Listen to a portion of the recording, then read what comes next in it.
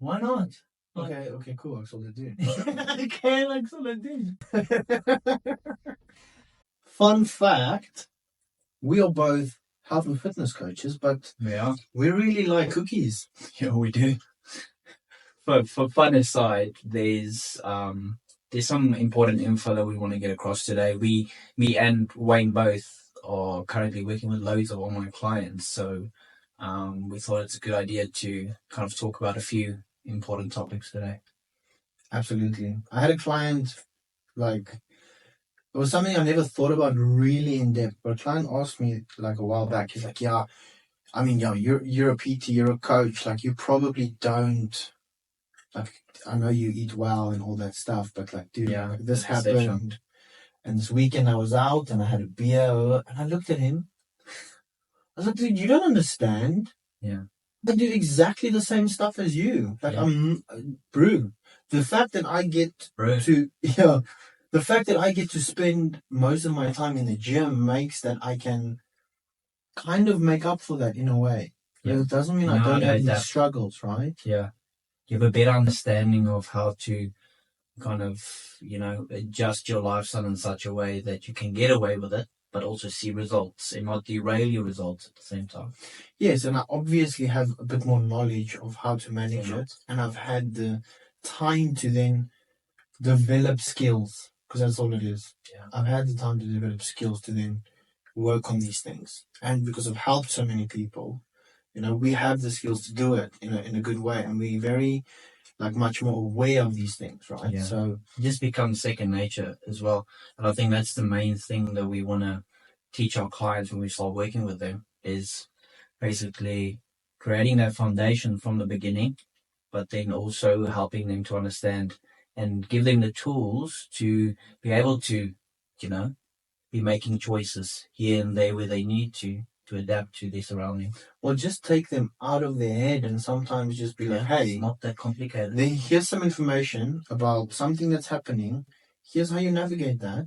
Yeah. And it just makes so much more sense. Instead of like the little world we all have in our head where we overanalyze everything and we don't actually deal with the problems, right? Yeah. So, well, on that subject, I have something where I want to help people understand how to dissect information, right?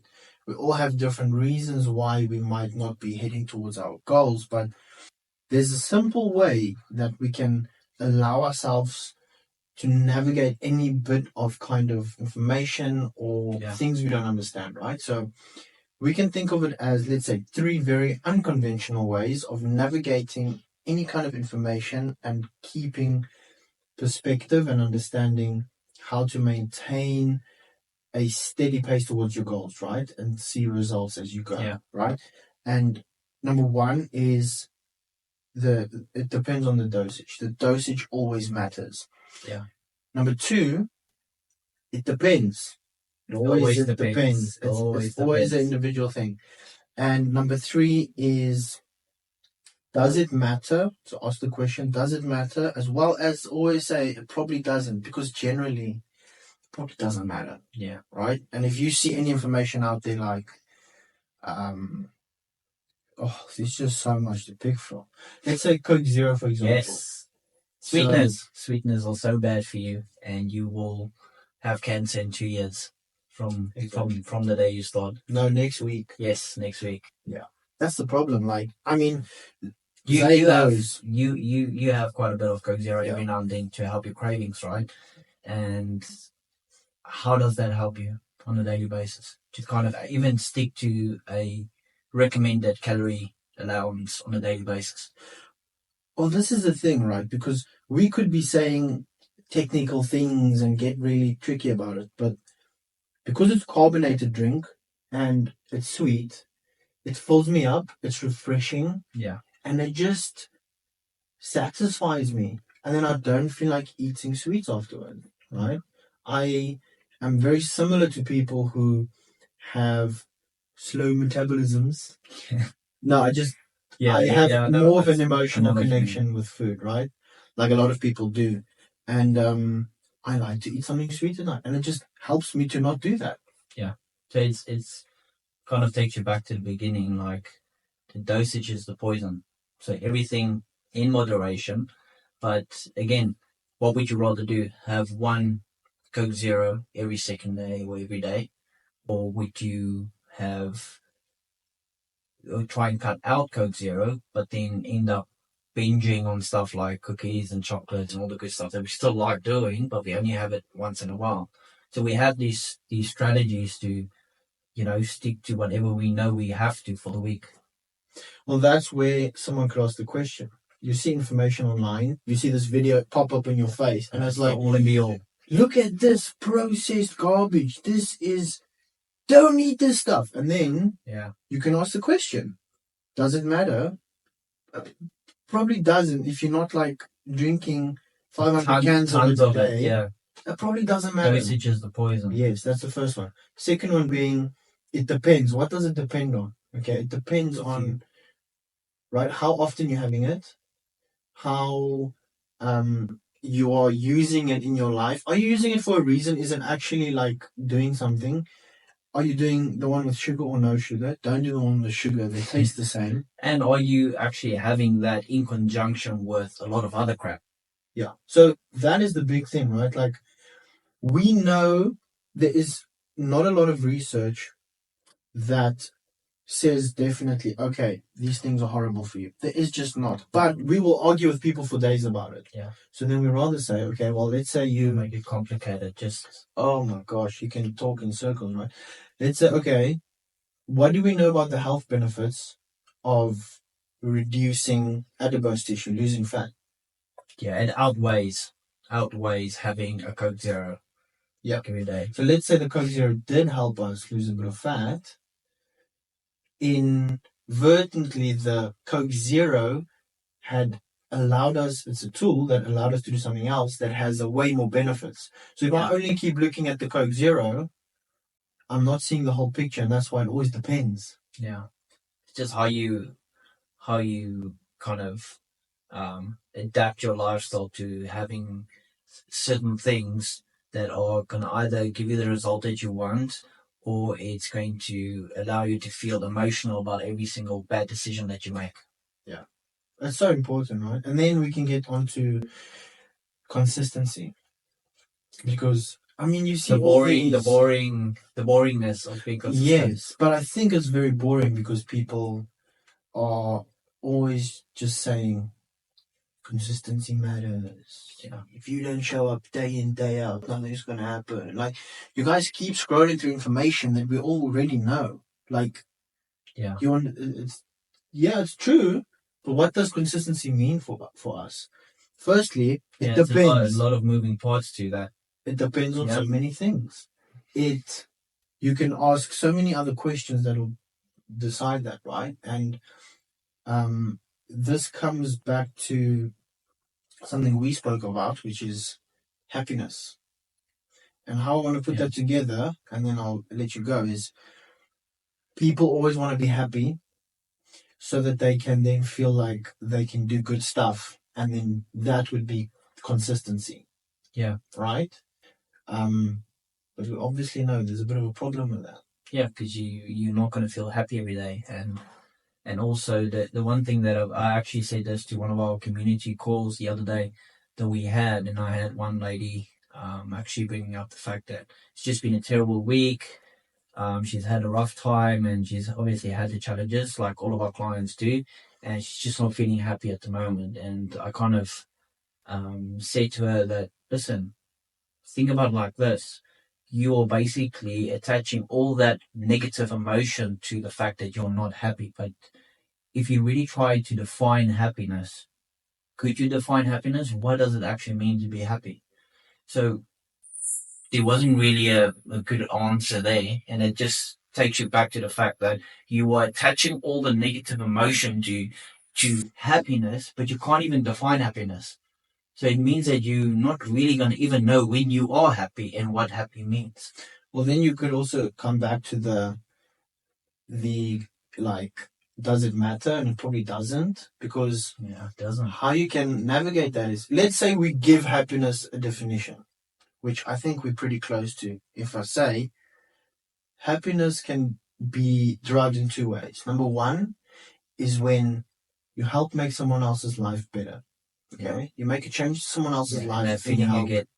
That feeling, that's happiness.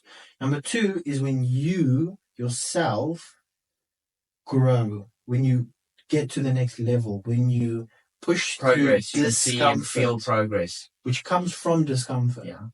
Now it's tough because if it's going to come from discomfort, While you're in discomfort, are you going to be happy? You're not. Yes. So what people, I think, get wrong is the fact that yes, you're not happy in the moment because you need to get through some sort of discomfort to achieve that happiness. But then what they do is they completely don't do that.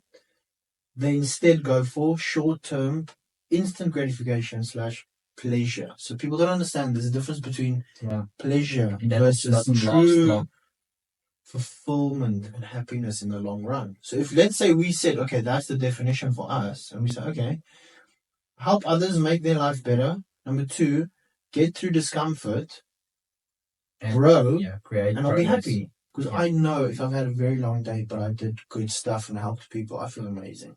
Yeah. Right? And if I didn't, like, either way, it was a difficult day, but like, either I would or I wouldn't feel happy. But if you say, let's say we make that distinction and say that is happiness, then we can base everything else off of that. But people, they don't think about the small things in bigger pictures. What does consistency mean? What does it mean? Yeah, it's more than just a word. Yeah, there's a lot of moving parts to it. And just like kind of going back to the happiness part, that even while you're going through some kind of difficult period in your life, you need to be able to wake up in the morning. And if you don't feel great, you don't always have to feel great, because you're not always going to feel great. You're not always going to feel happy. You're not always going to feel sad. Sometimes you just need to be able to wake up and be without attaching all the emotion to the fact that you are not happy today, because that's just going to make everything spiral out of control. Yeah, so if you can say to yourself, okay, I'm not that happy right now, but I know it only comes after I go and do something, then I always relate action as the thing that gets me to happiness. That leads you there. Which then aids consistency. Yeah. So every kind of goal you set, no matter if it's short, mid, or long term, you attach exactly that to it. If I push through a certain barrier, I will feel that feeling of happiness, as we label it, and you'll know that you'll have to push through something difficult to get to that happiness, instead of not even pushing through anything and attaching all the emotion to that you are not happy. Basically give into all the short term, all the good stuff that makes you feel good in the moment, and you actually haven't even made one step closer to the uncomfortability that gets you to feeling happy. That makes sense. Yeah. And that is a big problem, is people get thrown information about things like consistency, hard work, determination, but they don't look at their lives and them as individual and how they can achieve something like consistency, like hard work, right? For some people, going to the gym twice a week and it's pretty consistent, doing a few basic exercises means consistency as well as hard work. Yeah, right. And I think that's what we take into account when we start working with clients, that everyone's scenario looks different. It's like you said, like for this one person, going to train at the gym or even at home twice a week would be a massive change. And for somebody that's been in the gym, they've been training for a while, that would be like, doesn't mean anything to them. So it's just like sitting down with a client, setting up the goals and making them understand that just because that person is doing 6 days of training a week doesn't mean that they only started their journey now. So all you have to really think about is like, where are you starting? What is your situation? Let's take one step at a time and build you up. And I think the problem also is people get sold on results, obviously. I mean, we do the same. We show our clients results. But people get sold on the fact that you look at someone and you see what they look like, and you're like, okay, I want to look like that. There will always be people taking advantage of the fact that it's harder for us to see long term than short term. So I want to bring it back to happiness, right? So the biggest reason for our goals of trying to lose weight or look better is an emotional state that we want to change. I feel shit now. I feel like crap. I want to feel like that. But then what we do is, and this is where we lose consistency, is because we feel like this now, we want to feel like that. Someone I've seen says, oh, to feel like that, you need to look like that. And then, okay, to look like that, I don't want to spend 10 years. I want to do it next year. Or I want to do it, in 6 months. So I need to be going to the gym 6 days a week. I need to be on a strict diet. I need to be doing all of these things.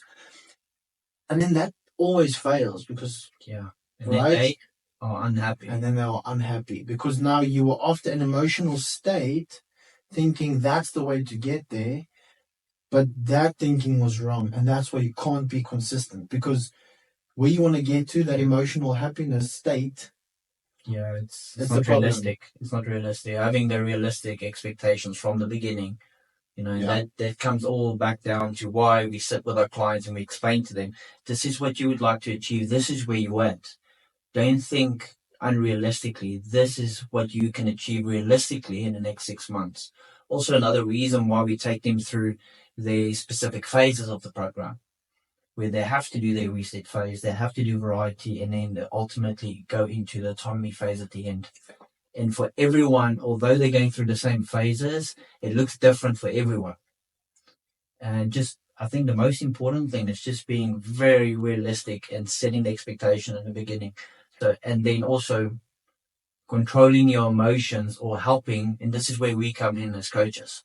I mean, you've seen it, trying to help the clients to adapt to all the resistance they are going to get from the environment around them when they start a program. Because that first 2 weeks are incredibly tough for them because they're making all these changes. But at the same time, when we are giving them all the information, they also are looking and they're scrolling through Instagram, seeing all the other information. And because what we are telling them seems so difficult at that starting point, which would get better, but because it seems so difficult and so maybe boring in the beginning, they see stuff that looks a lot more interesting and more exciting and seems like more of a magic pull when they scroll through Instagram. So I think for us, the most important thing is to make them realize that we are going to set realistic expectations in the beginning, and we're going to help you navigate that no matter what's going on around you and what you're scrolling through on social media.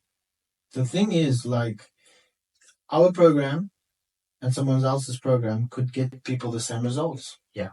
And the two programs are not the same. But the people who see the most results in our program are the people who just follow the program. Yeah. They listen. You need to be willing to go ask for help and then use that help and not constantly look for shortcuts because you will definitely look for shortcuts. Yeah.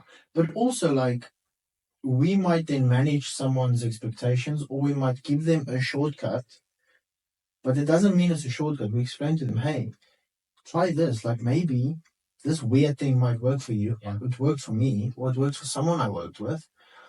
And you just try these things. And we obviously have this experience, but once again, people are after an emotional outcome, which is the problem. Yeah. Anytime we've done something physical or we speak with our clients who had the best success in terms of what they were aiming for, the thing that they are the most satisfied about is the process.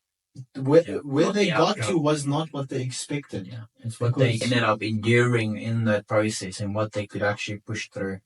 Yes, because if you get up on a 5 a.m. in the morning, you feel like shit, you don't want to go to the gym, and you go to the gym, and you then do that 5 times, that's going to make you feel way more better than you would ever feel from the emotional outcome you're after that you don't even know you're after or what it means. Yeah. You just feel shit, you want to feel better, and then that's the problem.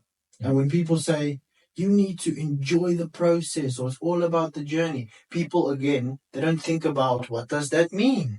Yeah. So I think if people can then take these things, it depends, Does it matter? Probably doesn't. And the dosage is the poison. Like, you need to start like deciding, what does everything mean? What does happiness mean to me? What does consistency mean to me? What does a process mean to me? And what about me is not willing to ask for help? And let's say you make a definition for all of that, right? Because it has to mean something different for all of us. We all think We see it differently. We feel about it differently. You can then just go and do stuff, and without overthinking. Instead of just seeing this stuff pop up, where it's like, hard work always matters, or that, or like, as easy as that. Because nowadays, like, I've learned stuff, right? Like, I look at the same statements that I heard 5 years ago, 10 years ago, and I completely just see it differently, purely because I was willing to start defining what these things mean to me and how they fit into my life. True. And what are the things that I need to get better at, instead of just always hearing people say hard work matters. I didn't know what hard work meant for me.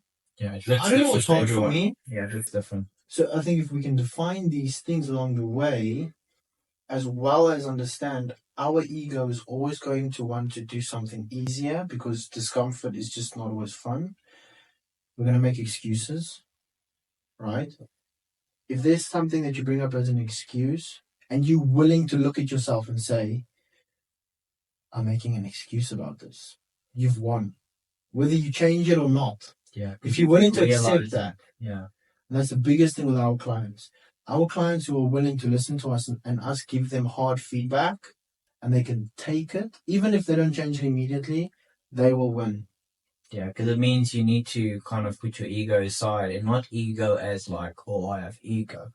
All of us have some sort of ego holding us back in some area in our lives. So all of us. Like, if you want to move forward, you need to be able to take in the feedback, put the ego aside, and it's like you said, you're most probably not going to take action right away, but just the fact that you could see and you could notice that, okay, this is where I'm at, is already a win. Well, comes back to defining something for yourself. If you ask me what is ego, I'll tell you. So what it means for me is, everyone's got an ego.